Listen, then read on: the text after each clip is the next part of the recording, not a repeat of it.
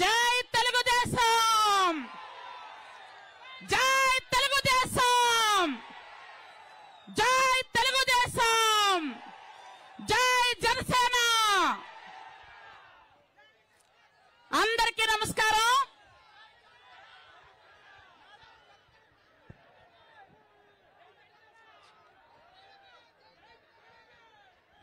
Janasena TDP ఐక్యత, Janasena TDP ఐక్యత, Janasena TDP ఐక్యత. ఓకే తమ్ముళ్ళు కూర్చోండి ప్లీజ్, దయచేసి అటు కూర్చోండి. అలాగా అందరికీ నమస్కారం. ఈరోజు మనం ఎప్పుడెప్పుడో ఎదురు చూస్తున్నటువంటి సమాజమే దేవాలయం, ప్రజలే దేవుళ్ళు అన్న నందమూరి తారక రామారావు గారి ముద్దుల మనవడు, ఆయనలో క్రమశిక్షణ పట్టుదల రెండూ ఉన్నాయి. అలాగే అభివృద్ధి సంక్షేమం అంటే చూపించినటువంటి మన నాయకుడు చంద్రబాబు నాయుడు గారి తనయుడు,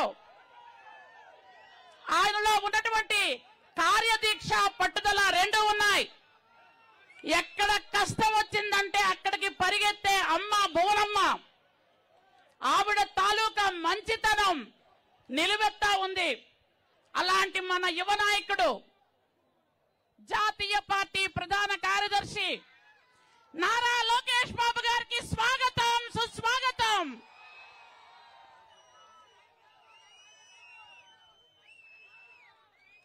ఈరోజు మనకి యువగలం పాదయాత్ర లేదని సాలూరు కార్యకర్తలందరూ చాలా బాధపడ్డారు. పాదయాత్ర మన వరకు రాలేదేమి అని. పాదయాత్ర జరిగినప్పుడు మీకు అందరికీ తెలుసు, చంద్రబాబు నాయుడు గారిని అక్రమంగా 53 రోజులు అరెస్ట్ చేస్తే దానికి కారణంగా 70 రోజులు పాదయాత్ర జరగలేదు. అందువల్ల మన ఏరియా రాకుండా అయిపోయింది. అందువల్ల ఈరోజు శంకారావం పేరుతో లోకేష్ బాబు గారు మనందరికీ దిశానిర్దేశం చేయడానికి వచ్చారు. ఇక్కడ కూర్చున్న క్లస్టర్ ఇన్ఛార్జీలు, యూనిట్ ఇన్ఛార్జీలు, బూత్ ఇన్ఛార్జీలు, అక్కడ కూర్చున్న పార్టీ అధ్యక్షులు, జిల్లా నాయకులు, వెనక కూర్చున్నటువంటి కుటుంబ సాధికార సారథులు అందరూ కూడా సార్ ఏం చెప్తారు అని ఎదురు చూసే కార్యక్రమం ఈరోజు మనం చూసుకుంటే ఎర్రటి ఎండ,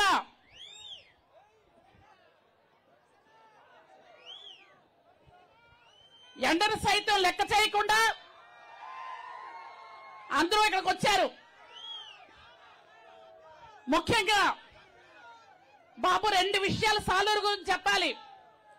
సాలూరు అనగానే గుర్తొచ్చేది ఘంటసాల వెంకటేశ్వరరావు గారు, సాలూరు రాజేశ్వరరావు గారు, రాజుగారు, కోటిగా ఇట్లాంటి వాళ్ళంతా సాలూరులో ఉన్నారు. అలాగే సాలూరు అనగానే మోటారు సంఘం, మోటార్ యూనియన్, లారీ పరిశ్రమ అంతా ఇక్కడే ఉంది. సాలూరు అనగానే కొండలు కోనలు గుర్తొస్తాయి. సాలూరు అనగానే స్వచ్ఛమైన గిరిజనులు గుర్తొస్తారు.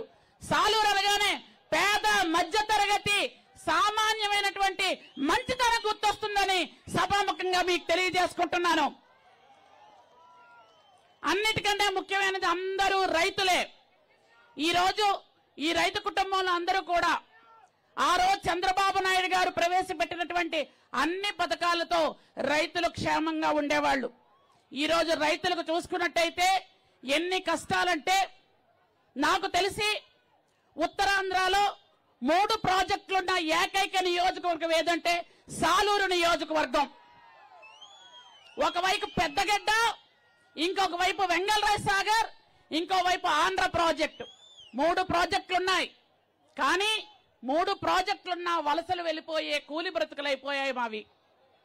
5 సంవత్సరాలుగా ఒక్క ప్రాజెక్టు కూడా కనీసం సిల్ట్ తీసినటువంటి గతి కూడా ఇక్కడ ఈ నియోజకవర్గంలో ఈ డిప్యూటీ సీఎంకి కనీసం ఆలోచన కూడా లేదని మీకు తెలియజేస్తున్నాను. ఆ రోజు వెంగళరాయ సాగర్ ప్రాజెక్టు 76లో శంకుస్థాపన జరిగినప్పుడు స్వర్గీయ మా తండ్రి గారు ఎమ్మెల్యేగా ఉన్నారు. ఇక్కడ జలగం వెంగళరావు గారి పేరు మీద వెంగళరాయ సాగర్ అని పెట్టారు. అన్న నందమూరి తారక రామారావు గారు ఆ ప్రాజెక్ట్ ని మళ్ళీ ప్రారంభం చేశారు. పెద్దగడ్డ ప్రాజెక్ట్ ని చంద్రబాబు నాయుడు గారు ప్రారంభం చేశారు. ఆంధ్ర ప్రాజెక్ట్ అన్ని కూడా మన ప్రభుత్వ హయాంలోనే జరిగాయి. కానీ ఈరోజు చూసుకున్నట్టయితే జైకా నిధులు వచ్చాయి అని 5 సంవత్సరాల నుంచి అంటున్నారు. జైకా నిధులు రావడం మన ప్రభుత్వంలో పెట్టినప్పుడే వచ్చాయి. 25 కోట్లు వస్తే 5 సంవత్సరాలుగా కేవలం 3 కోట్ల రూపాయలే ఖర్చు పెట్టి మిగిలిన 22 కోట్ల రూపాయలకి ఇంకా వాళ్ళకి ఎన్ని సంవత్సరాలు కావాలో సిగ్గుందా అని అడుగుతున్నాను నేను వాళ్ళకి. జగన్ అందుకనే చెప్పుకుంటాడు నేను ఇంకా 30 ఏళ్ళు ముఖ్యమంత్రిగా ఉంటానని. ఎందుకంటే ఇలాంటి పనులు చేయడానికి 25 కోట్లు వస్తే 3 కోట్లు ఖర్చు పెట్టడానికి 5 సంవత్సరాలు పడితే ఈయనకి ఆ మొత్తం అన్ని ఖర్చు పెట్టడానికి సిగ్గు లేకుండా ఎన్ని సంవత్సరాలు పడుతుందో నాకు అర్థం కాదు. అలాగే ముఖ్యంగా ఇక్కడ గిరిజనుల ఉత్పత్తులు ఎక్కువగా చింతపండు, చీపుర్లు, పసుపు, వరి, మొక్కజొన్న ఎక్కువగా ఉన్నాయి. అవన్నీ పండించుకోవాలంటే ఖచ్చితంగా మనందరికీ కూడా ఇంతకు పూర్వం ఏంటంటే అటవీ ఉత్పత్తులు డైరెక్ట్ గా వచ్చిన తర్వాత వాటిని ప్రాసెసింగ్ చేసే పని ఇంతకు పూర్వం ఉండేది. ఈ మహానుభావుడు జగన్మోహన్ రెడ్డి వచ్చిన తర్వాత మొత్తం సర్వనాశనం చేసి పారేశాడు. ఎక్కడ కూడా కనీసం అటవీ ఉత్పత్తులని తీసుకొచ్చి అమ్ముకునే దాఖలాలు లేకుండా అయిపోయింది. అటవీ ఉత్పత్తులు రావు, కానీ వైన్ షాపులు మాత్రం చాలా ఎక్కువ వచ్చాయని మీ అందరికీ తెలియజేస్తున్నాను నేను.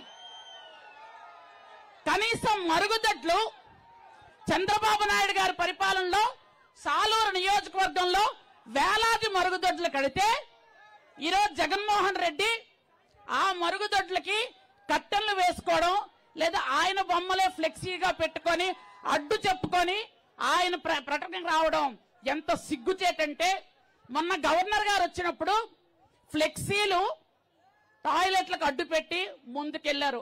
అంత సిగ్గులేనిటువంటి బ్రతుకుతున్నాడు ఈ జగన్మోహన్ రెడ్డి.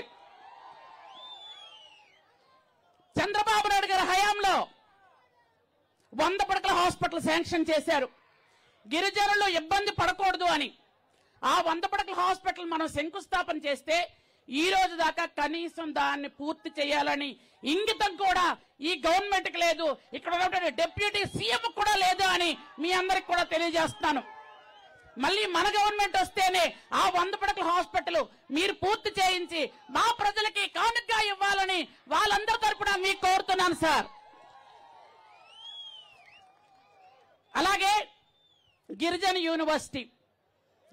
యూనివర్సిటీని సార్ శంకుస్థాపన చేసిన తర్వాత కేంద్రం నిలొచ్చిన తర్వాత ఎస్కోటలో భూమి కొని అన్ని రకాలుగా అక్కడ వసతులు అయిన తరువాత దాన్ని గిరిజన యూనివర్సిటీ మార్చాలి అని కోట్ల రూపాయలు కొల్లగొట్టడం కోసం విజయనగరం జిల్లాలో ఉన్న గిరిజన యూనివర్సిటీని మళ్ళీ విజయనగరంలోనే రెండోసారి శంకుస్థాపన చేసి ఒక ప్లేస్ నుండి ఇంకో ప్లేస్ కిలోమీటర్ దూరానికి 2 సార్లు హెలికాప్టర్ ఎక్కిన గనుడు దరిద్రుడు ఎవరంటే జగన్మోహన్ రెడ్డి అని మీకు అందరికీ తెలియజేస్తున్నాను.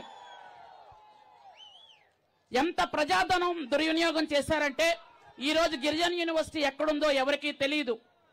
ఆ రోజు గిరిజనుల్ని మీరు చదివించడం కోసం ఆ రోజు ఎన్టీ రామారావు గారు స్కూల్స్ పెడితే ఆ తర్వాత చంద్రబాబు నాయుడు గారు వచ్చి వాటిని డెవలప్ చేస్తే ఈ రోజు జగన్మోహన్ రెడ్డి వచ్చిన తర్వాత గిరిజన గ్రామాల్లో ఉన్న అన్ని స్కూల్స్ ఇంచుమించు క్లోజ్ అయిపోయాయి. వాటిని క్లోజ్ చేసి ఈ రోజు మా పిల్లలు 5 సంవత్సరాలు 6 సంవత్సరాల పిల్లలు 3 కిలోమీటర్లు నడిచిన దౌర్భాగ్యం ఎవరు పట్టించారు అంటే ఈ సైకో జగన్మోహన్ రెడ్డి అని మీకు తెలియజేస్తున్నాను. దయచేసి మళ్ళీ మన ప్రభుత్వం వచ్చిన తర్వాత గిరిజన ప్రాంతాల్లో ఉన్న స్కూల్స్ ని దయచేసి చెరిపించమని మా పిల్లలకి డ్రాప్ అవుట్స్ అవ్వకుండా వాళ్ళందరికీ చదువు చెప్పించే బాధ్యత తీసుకోమని మేము వాళ్ళందరి తరపున తమ కోరుతున్నాను సార్. అలాగే ఈరోజు చూసుకున్నట్టయితే ఇక్కడ డిప్యూటీ సీఎం గారు ఉన్నారు. గిరిజన శాఖ మంత్రి గిరిజనులకు ఏమీ చేయడు. గిరిజన యూనివర్సిటీ ఏమైపోయినా అక్కర్లేదు, గిరిజనులకు రోడ్లు లేకపోయినా అక్కర్లేదు, గిరిజనులకి వసతులు లేకపోయినా అక్కర్లేదు, చివరికి గర్భిణీలు, గిరిజన గర్భిణీలు వాళ్ళ రోడ్ల మీద ప్రసవం అయిపోయి అక్కడే చనిపోయినా పట్టించుకోని పరిస్థితిలో ఈరోజు ప్రభుత్వం ఉందంటే సిగ్గుచేటు. చంద్రబాబు నాయుడు గారు గర్భిణీలకు వసతి గృహం ఏర్పాటు చేసి వాళ్ళకి సురక్షితంగా ప్రసవం అయిన తర్వాత తల్లి బిడ్డ ఎక్స్ప్రెస్ లో తీసుకెళ్లి ఆ కొండల మీద తీసుకెళ్లి దిగబెట్టేవాళ్ళు. ఈరోజు చూసుకున్నట్టయితే చీరలతో వాళ్ళకి డోలీలతో కిందకు తీసుకొచ్చే పరిస్థితి. కనీసం ఫీడర్ అంబులెన్సులు కూడా వాటిని కూడా అలౌ చేయకుండా ఫీడర్ అంబులెన్సులు కూడా క్యాన్సిల్ చేసిన దౌర్భాగ్యమైనటువంటి సైకో ముఖ్యమంత్రి జగన్మోహన్ రెడ్డి అని మీకు తెలియజేస్తున్నాను. తగునమ్మా అని 1000 అంబులెన్సులు 108లు ఓపెన్ చేశారని చెప్పుకొచ్చాడు. చూస్తే ఈరోజు ఒక్క అంబులెన్స్ లేదు, ఒక్క అంబులెన్స్ రాదు. ఇలాంటి పరిస్థితులు ఉన్నాయి. కాబట్టి దయచేసి కాలాతీతం అయిపోయింది కాబట్టి నేను ఎక్కువసేపు మాట్లాడింది దయచేసి క్షమించండి. ఎందుకంటే ఇక్కడ మాకు సమస్యలు చాలా ఎక్కువ ఉన్నాయి. ముఖ్యంగా మహిళా మనులు ఎవరైతే ఉన్నారో వాళ్ళందరికీ ఈరోజు డోక్రా గ్రూపులు ఆ రోజు అన్న చంద్రబాబు నాయుడు గారు పెట్టిన డోక్రా గ్రూపులకి ఈ రోజు కనీసం ఎవరికి పైసా డబ్బులు కూడా వేయడం లేదు. 40 సంవత్సరాలకే పెన్షన్ అన్నారు. 40 సంవత్సరాలకు పెన్షన్ అన్నారు, ఎవరికి పెన్షన్ లేదు. అప్పుడు ఇంతకు పూర్వం చంద్రబాబు నాయుడు గారు ఇచ్చిన పెన్షన్లు కూడా తీసి పడేశారు. ఏదీ లేకుండా చాలా ఇబ్బంది పెడుతూ ఈరోజు ఇక్కడ సాలూరు నియోజకవర్గంలో ఉన్న ప్రజలందరూ కూడా మోటార్ యూనియన్ కార్యక్రమాలు ఎక్కువగా ఉన్నారు. ఆ రోజు చంద్రబాబు నాయుడు గారు ఆటో నగర్ స్థాపించి ఆటో నగర్ ని సాలూరు నియోజకవర్గంలో సాలూరు ప్రజలకు ఇచ్చేశారు. సాలూరు అంటే సెకండ్ విజయవాడ అంటారు మోటార్ వర్గాలకి. ఆ రోజు చంద్రబాబు నాయుడు గారు వచ్చినప్పుడు మా మోటార్ కార్మికులు వెళ్లి సార్ మేము పన్నులు కట్టుకోలేకపోతున్నాము అంటే చంద్రబాబు నాయుడు గారు ఆన్ ది స్పాట్ కనీసం ఎవరిని అడగకుండా ఎంక్వైరీ చేస్తారనకుండా అక్కడికక్కడే పన్నులు రద్దు చేసినటువంటి మహానుభావుడు చంద్రబాబు నాయుడు గారిని మీ అందరికీ తెలియజేస్తున్నాను. ఆ రోజు 200 రూపాయలు పన్ను కట్టాలంటే కష్టమని అనుకున్న నా అన్నదమ్ములు ఈ రోజు బరువు ఎక్కువైందని ఎత్తు ఎక్కువైందని ఒక్కొక్క వెహికల్ కి 20,000 రూపాయలు ముక్కు పిండి వసూలు చేస్తున్నాడు ఈ సైకో జగన్మోహన్ రెడ్డి. మన ప్రభుత్వం వచ్చిన తర్వాత మోటార్ యూనియన్ కి తనకి తగినటువంటి ప్రాధాన్యత ఇచ్చి వాళ్ళందరినీ ఆదుకోవాల్సిన అవసరం ఉందని తమ ద్వారా తెలియజేసుకుంటూ అలాగే ఉన్నటువంటి 3 ప్రాజెక్టులకు కూడా ఆధునీకరణ చేయడానికి నిధులు మంజూరు చేయాలని తమను కోరుకుంటూ ఈ మధ్యకాలంలో మా డిప్యూటీ సీఎం గారు ఇక్కడ అన్ని చూసుకుంటే నేను రెండో వ్యక్తిని గిరిజన శాఖ మంత్రిని అంటాడు. కానీ ఐటీడీ ఎప్పుడు ఓపెన్ ఉండదు. ఐటీడీ అసలు ఓపెనే చేయరు. అసలు ఐటీడీతో వాళ్ళకి పనే లేదు. ఐటీడీఏలో తీగలు తోలుకునే పరిస్థితి వచ్చింది. ఆ రోజు చంద్రబాబు నాయుడు గారిని ఐటీడీఏలు పూర్తిగా అభివృద్ధి చేసి గిరిజనులకు కావలసినటువంటి ఉద్యోగ అలాగే ఉపాధి వ్యవసాయానికి కావలసినటువంటివి విద్యార్థులకు కావలసిన అన్ని రకాల సదుపాయాలు ఐటీడీఏలో ఏర్పాటు చేస్తే ఈ రోజు ఐటీడీఏలు పూర్తిగా క్లోజ్ అయిపోయాయి. అలాగే ఈ రోజు సాలూరు టౌన్ లో టిట్కో ఇల్లు 1500 టిట్కో ఇల్లు కట్టి ఉంచితే పూర్తయిపోయే టిట్కో ఇల్లు కానీ ఒక్క ఇల్లు ఎవరికి ఇవ్వలేదు. వాళ్ళు ఏం చేశారు? కేవలం 3 రంగులు వేసుకొని ముస్తాబు చేసి చూపిస్తున్నారు. కానీ అదే తగుదనమ్మా అని మళ్ళీ బొత్స సత్యనారాయణ గారు ఇప్పుడు 3వసారి వస్తున్నారు అవి మళ్ళీ ప్రారంభం చేయడానికి. 1వసారి, 2వసారి, ఇది 3వసారి. ప్రతిసారి రావడం, వాటిని ప్రారంభం చేయడం, వెళ్ళిపోవడం. చూస్తే 1556 ఇళ్లని ఇంతవరకు ఎవరికి ఇవ్వలేదు. అవి అలాగే ఉన్నాయి. కాబట్టి దయచేసి ఈ సమస్యలన్నీ తమరు చూసుకోమని, అలాగే ముఖ్యమైన సమస్య ఒకటి ఉంది. సాలూరు నియోజకవర్గంలో ఒకే ఒక పరిశ్రమ ఉంది, జూట్ పరిశ్రమ. జూట్ కార్మికులు దాదాపు 2500 కుటుంబాలు జూట్ మిల్లు మీద ఆధారపడి ఉన్నాయి. ఆ రోజు నందమూరి తారక రామారావు గారు జూట్ మిల్లును ఓపెన్ చేస్తే ఈ రోజు జగన్మోహన్ రెడ్డి వచ్చిన తర్వాత ఆ జూట్ మిల్లును క్లోజ్ చేశారు, మూసేశారు.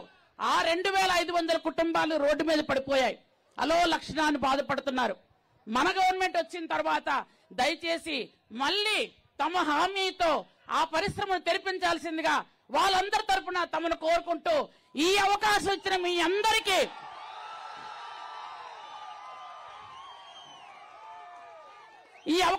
అందరికీ మరొక్కసారి నా హృదయపూర్వకమైనటువంటి ధన్యవాదాలు తెలియజేసుకుంటూ జై తెలుగుదేశం, జై Janasena. Thank you very much.